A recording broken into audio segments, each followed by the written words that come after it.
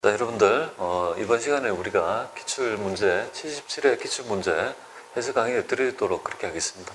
합격률이 좀 낮은 회차다, 그죠? 그래서 뭐 좀 이론도 좀 어려웠고 이제 실무 문제에서 이 자동 반응하는 기능적인 문제가 좀 나와서 좀 어려웠던 회차 같습니다. 한번 좀 잘 우리가 같이 한번 리뷰를 해보죠. 근데 이제 여기에서 이제 보실 때 그죠? 그러니까 일반적이지 않는 그런 지엽적인 문제는 출제될 확률이 좀 떨어지니까 이 회차만에서 나오는 문제도 많으니까요. 그렇게 이제 반영해서 우리가 학습을 하시면 될 것 같아요. 자, 첫 번째부터 좀 말씀드려보죠. 자, 첫 번째 보면 다음에 회계적 오류 중에서 발생한 오류 중에서 다음 연도에 자동적으로 오류가 상쇄되지 않는 오류, 이걸 물어보는 거죠, 그죠? 이거는 뭐냐면 오류가 났대요. 근데 오류가 났는데 두 연도에 걸쳐 가지고 자동으로 보정되는 오류도 있고, 내가 있죠 정확하게 자동으로 보정되지 않아서 내가 직접 고쳐야 될 오류도 있다 이거죠. 그래서 이게 우리 회계 변경 및 오류의 기본 시간에서 배웠는데 말이죠. 이렇게 좀 생각하면 좋을 것 같아요. 기말에 결산에 행하는 기말 수정 분기 있죠. 항목들, 그래서 선수 수익이랄지 뭐 미지급 비용이랄지 미수 수익이랄지 선급 비용이랄지, 그죠? 특히 이제 기말 재고 금액 매출 원가를 잡는다든지 이런 것들은요 양년도에 걸쳐 가지고 자동적으로 오류가 보정된다면, 이 감가상각비에 있죠 과대 계상 부분은 내가 직접 고치지 않는다라면요 그 다음 연도에 뭡니까 자동적으로 오류가 상쇄되지 않는 항목이다, 이렇게 보시면 됩니다. 그래서 뭐 정답은 1번 이렇게 되겠습니다. 그래서 전산세무 2급에서는 이런 오류에 관한 있죠 구체적인 그래서 계산 문제를 물어본 적은 좀 없고요. 계산 문제는 전산세무 1급에서 많이 물어봐요. 간단하게 어떤 오류가 있는지 정도를 물어보는 거고, 오히려 이거보다는 회계 변경 및 그죠 변경에 관한 이론적 개념이 있잖아요, 그죠? 그쪽이 조금 더 출제가 많이 된다, 이렇게 보면 돼요. 오류 수정보다는 그런 걸 좀 말씀드립니다. 자, 두 번째 한번 보겠습니다. 두 번째 보면 다음 중 이 재고자산의 평가 손실로 처리해야 하는 변동사항은 뭐냐 이거잖아요. 그러니까 이 말의 의미는 지금 보면 평가를 얘기하는 거 아니겠습니까? 그죠? 평가를 얘기하는 거다. 그래서 보겠습니다. 평가라는 거는 가치의 하락이죠. 그죠? 가치의 하락을 찾으면 되겠죠. 그죠? 평가는 2번이 될 것 같습니다. 요건데요. 분실이랄지 도난이랄지 파손은요 일단 없어진 거 아니겠습니까? 그러니까 평가라기보다는 감모에, 그죠? 감모 쪽이죠, 그죠? 그러니까 이제 성격이 다른 거는요 바로 가치 하락이다, 이렇게 정의할 수 있습니다. 그래서 정답은 2번 되겠습니다. 그래서 뭐 2번은 그렇게 어렵지 않는 것 같아요. 세 번째 한번 보겠습니다. 유가증권에 대한 얘기죠. 유가증권의 이론 개념은요 굉장히 잘 출제합니다. 그래서 이제 기본적인 얘기인데요. 이 회차의 문제는 굉장히 그죠? 본 주제가 아니고 뭐야? 좀 사이드 주제를 지금 오답으로 내고 있는데요. 같이 한번 보죠. 단기 매매 증권이란 주로 단기 기간 내 매매 차익을 목적으로 보유하는 있죠. 그런 유가 증권을 얘기하는 거 맞고, 그죠? 맞다, 이렇게. 맞고, 맞다. 그 다음에 유가 증권은 취득한 후에 뭐예요? 우리가 만기 보유 증권이랄지 뭐 단기 매매 증권, 매도 가능 증권, 만기 보유 증권 뭐 이렇게 할 수 있고, 우리 뭐 지분법에 해당이 되면요 투자자산으로 지분법 적용 투자 주식이라는 이제 개정 과목으로 뭔가 분류될 수도 있습니다. 분류될 수 있다. 이거는 투자자산에 해당이 된다라고 간단하게 여러분들이 알아달라 했는데요. 이건 지분법 적용 투자 주식이 있습니다. 그래서 하나, 둘, 셋, 네 개로 그죠 구성될 수 있다는 것도 말씀드립니다. 세 번째, 단기 매매 증권에 실현되지 않는 평가 손익은요 당연히 그죠 단기 매매 증권 평가 손익으로 처리한다. 그리고 단기 손익에 반영을 한다는 점이 가장 중요한 거죠, 그죠? 그것도 맞습니다. 정답은 뭐냐면 매도 가능 증권을 그죠 만기 보유 증권으로 재분류할 수 있냐 이 말이잖아요, 그죠? 그래서 여러분한테 이거 기본 시간에 제일 처음에 분류하고 그 다음에 재분류를 얘기하는 거죠. 분류 변경을 의미하는 거죠. 그래서 한 번 선택한 것 중에서 단기 매매 증권으로는 분류 변경이 안 돼요. 하지만 단기 매도 가능 증권에서 만기 보유 증권으로 가는 거는요 왔다리 갔다리 하는 걸 허용한다고 했습니다. 그러니까 단기 매매 증권으로 분류 변경은 안 되지만 뭐예요? 내가 만기 보유 증권이었는데 매도 가능 증권으로 간다든지, 매도 가능 증권인데 만기 보유로 간다는 거는요, 허용한다. 그래서 재분류할 수 있으며, 만기 보유 증권은 매도 가능 증권으로 재분류할 수 없다가 아니에요, 그죠? 재분류할 수 있다 이 말이에요, 그죠? 없다, 틀립니다. 정답은 4번이 된다 이렇게 보시면 됩니다. 자, 그렇게 해서 개념을 좀 살펴보면 좋겠습니다. 이게 세 번째, 여기에서 이제 사람들이 헷갈리는 부분이, 이 주제는 사이트니까 잘 모르겠고, 이 주제는 뭐예요? 지분법 적용 투자 주식이라는 걸 내어가지고 이쪽에 틀리게끔 하려고 하는 의도가 있는 거 아니에요, 그죠? 그러니까 그런 것들을 좀 빠지지 않도록 그렇게 해야 돼요. 그러다 보니까 합격률이 좀 떨어진 것 같아요, 그죠? 그 다음에 네 번째 보겠습니다. 물론 어려운 것도 있지만 쉬운 것도 있다 이렇게 보면 돼요. 자, 네 번째 보면 유형자산에 대한 설명으로 가장 옳지 않는 것 이렇게 얘기하고 있죠, 그죠? 자, 유형자산에 대한 설명으로 가장 옳지 않는 것. 유형자산의 취득원가는, 그죠? 당해 자산의 제작원가 또는 매입가액에다가 취득에 따른 부대 비용을 뭐야? 가산한 금액을 의미한다 이렇게 돼 있죠, 그죠? 이게 첫 번째 맞고요, 그죠? 가산한 금액으로 한다 이렇게 돼 있습니다. 그 다음에 새로운 건물을 신축하기 위해서 사용 중인 건물을, 요거는 지금 현재 부대 비용을 가산한다 이렇게 맞고, 그죠? 맞고. 자, 요거 두 번째 볼게요. 새로운 건물을 신축한대요. 근데 새로운 건물의 신축 모형은 두 개가 있잖아요. 내가 사서 짓는 거 하고 재건축하는 거 두 개 있잖아요. 사서 지을 때는 뭐예요? 혹시 건물이 딸려오면 토지 원가에 가산을 하죠, 그죠? 하지만 사용 중인 건물을 부술 때는요, 단기 비용으로 처리한다는 게 논점이잖아요, 그죠? 그러니까 새로운 건물을 신축해 사용 중인 기존 건물을 철거하면 뭐예요? 그때 들어가는 철거 비용은 당연히 뭐예요? 비용화한다. 이게 이제 가장 논점이잖아요, 그죠? 근데 기존 건물의 장부가액은 새로운 건물의 취득원가에 가산합니까, 이거는? 아닌다, 그죠? 기존의 건물의 장부가액이 없어진 만큼은 어떻게 됩니까? 유형자산 처분 손실로, 그죠? 우리가 이제 비용화 되는 거 아니겠습니까? 여기에 들어가는 철거 비용도 뭐예요? 비용화 된다. 이렇게 보시면 됩니다. 이거는 논점이 있는 거 아니에요, 그죠? 그래서 2번이 정답이 된다는 사실이다, 그죠? 세 번째 보면 가장, 그죠? 일반적인 감가상각 재산에 대한 얘기를 하고 있고요. 그다음 네 번째는 무형자산의 원가에도 가산할 수 있다. 이것도 맞는 것 같습니다. 읽어보면. 이 부분이 틀린 지문이다. 이렇게 보시면 되겠습니다.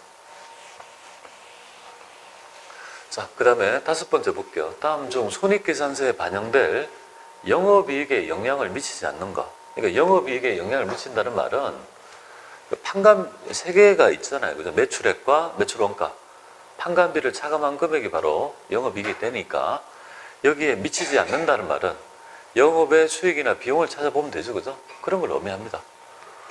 무형자산으로 인식하고 있는 무형자산 상각비는 판관비가 되죠, 그죠? 판관비. 그 다음에 이것도 판관비, 세금과 공과, 종업원의 교육훈련비, 판관비가 되겠습니다. 그런데 단기 매매증권의 평가손실은요, 당연히 그죠? 영업에 뭡니까? 비용이 되는 거 아니겠습니까? 그러니까 정답은 4번이 잘못되었다. 그렇게 보시면 되겠습니다. 자, 이렇게 해서 우리 제모에게 5문제 풀어봤는데요. 조금 짓궂다, 그죠? 약간 틀릴 수 함정인데, 한 2문제 정도는 약간 어려울 수 있는 문제가 있네요, 그죠? 이거 좀.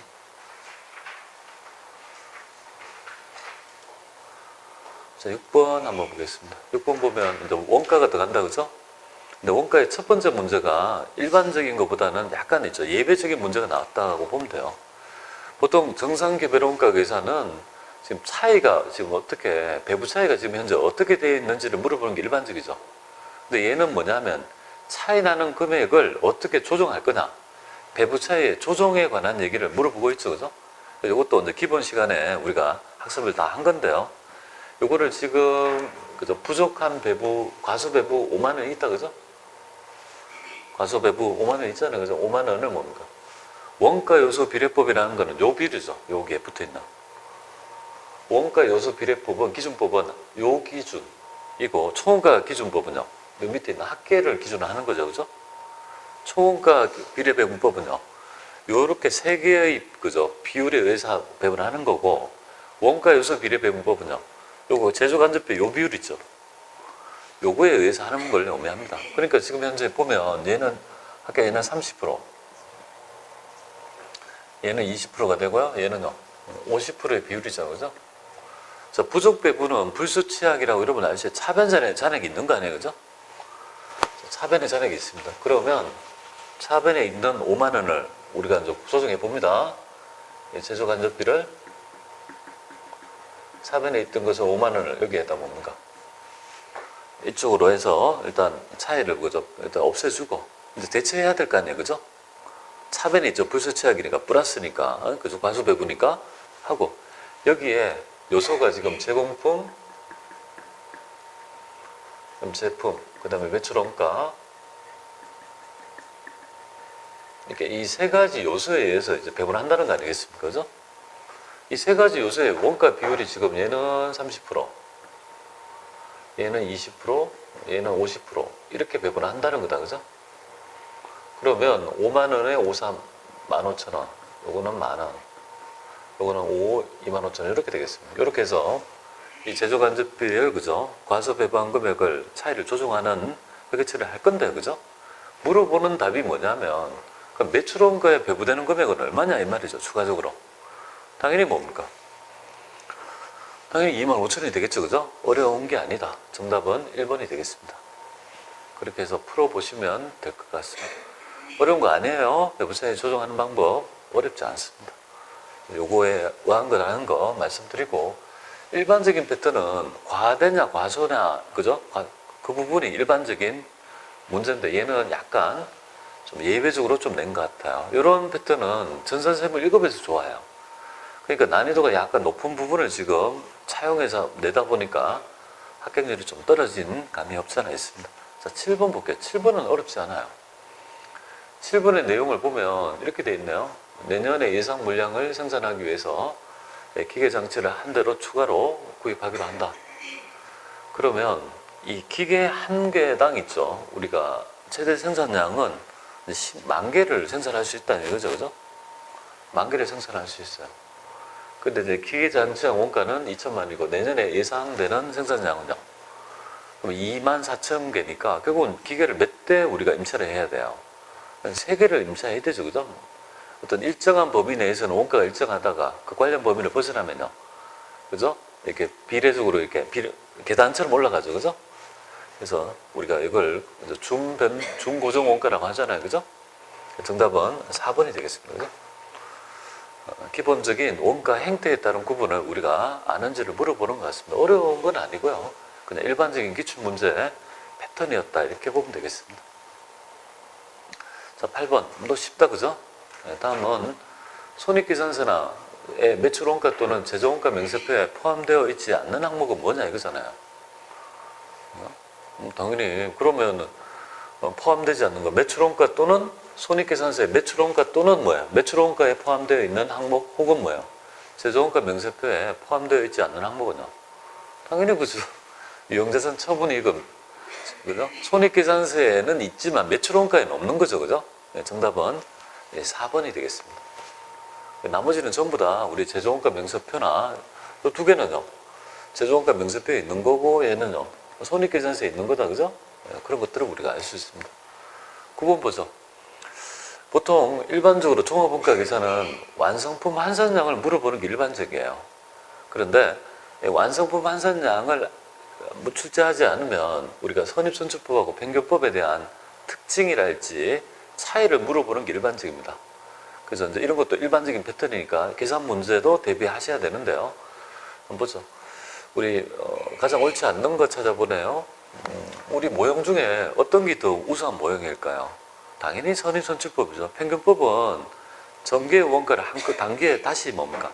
합해가지고 원가를 배분하는 거고, 선입선출법은요, 기초의 전개의 원가는 당연히 완성품에 들어가고 단기에 발생한 원가는 뭡니까? 구분해서 단기의 완성품과 기마로 배분하는 방법을 얘기하는 거죠. 그러니까 원가 통제면에서 뭡니까? 선입선출법은 더 유용하다. 이거 맞죠, 그죠?